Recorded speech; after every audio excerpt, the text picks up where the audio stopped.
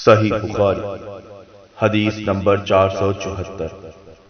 ابو واقد لیثی حارث بن عوف نے بیان کیا کہ رسول اللہ صلی اللہ علیہ وسلم مسجد میں تشریف فرما تھے کہ 3 آدمی باہر سے آئے۔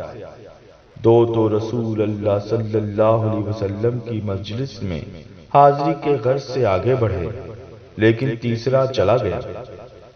ان 2 میں سے ایک نے درمیان میں خالی جگہ دیکھی اور وہاں بیٹھ گیا، دوسرا شخص پیچھے بیٹھ گیا اور تیسرا تو واپس ہی جا رہا تھا۔